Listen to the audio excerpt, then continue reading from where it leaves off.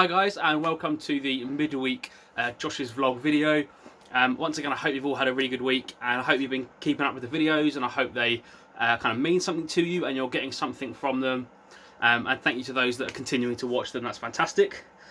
Today's video I'm going to do on another well-known passage, but a little bit of background of how I got to this one. I was sat in my grandparents' garden the other day, sat either side of their garden table.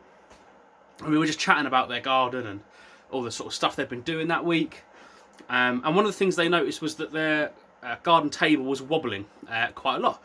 And we were chatting about, they need to get it fixed. And my grandma suggested to my granddad that the screws need to be tightened, or some of them need to be re-put back in. And my granddad made a comment about how there would be no point in doing that because what you're screwing into was the problem.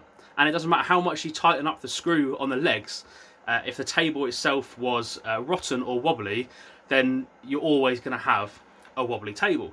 Now, I just made a comment in the moment. I was like, there's definitely a preach in that. And we had a bit of a laugh, and then I thought, actually, I'm going to do a video on this sort of topic. And when I was thinking about it, about how I could do it, it reminded me of the story of the two men who built houses, one on sand and one on rock, or on a foundation on stone.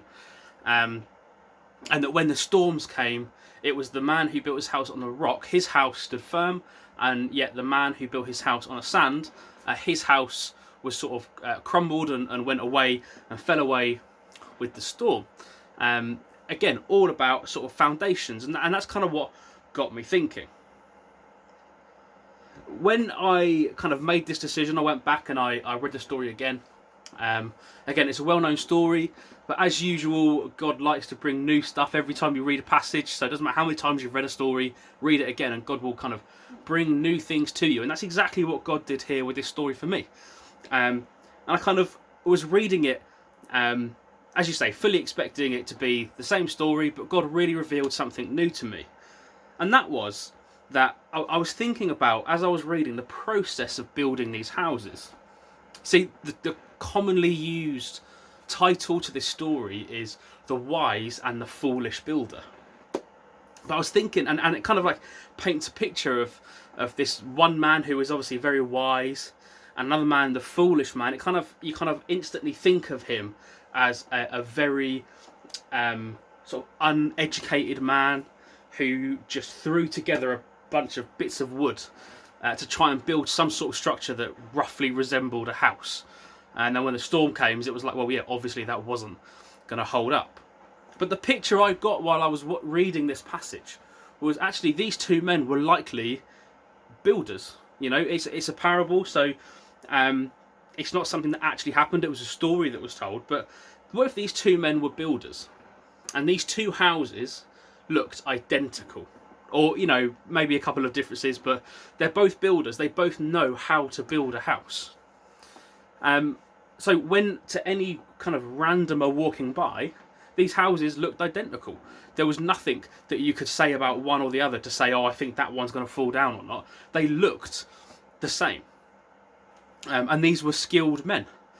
The difference came when they were tested.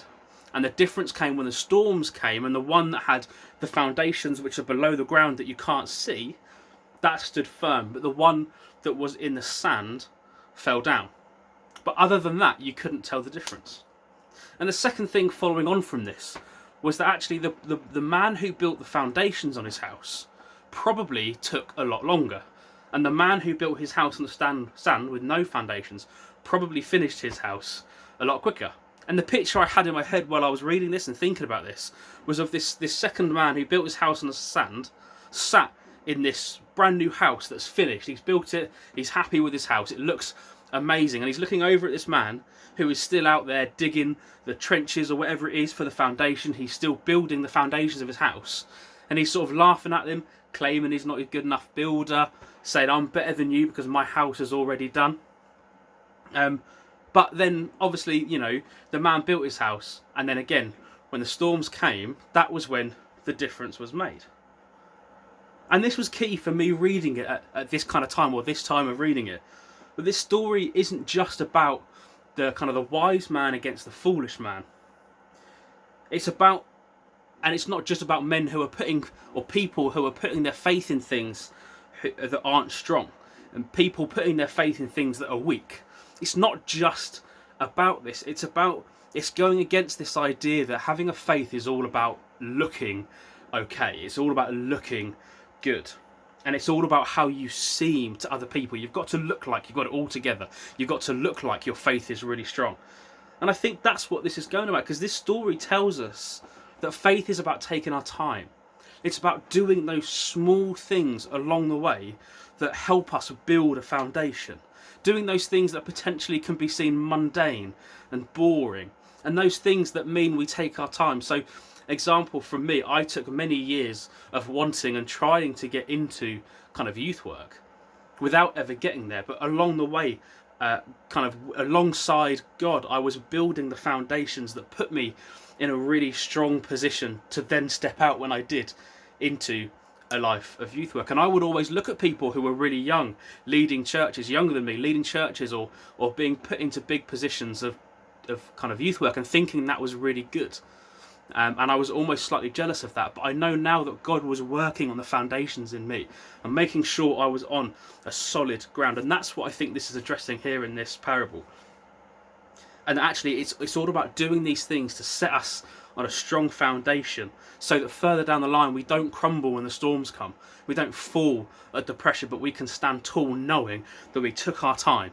And then eventually when we get to the point where we've built our house, we can be sure that it isn't going to fall.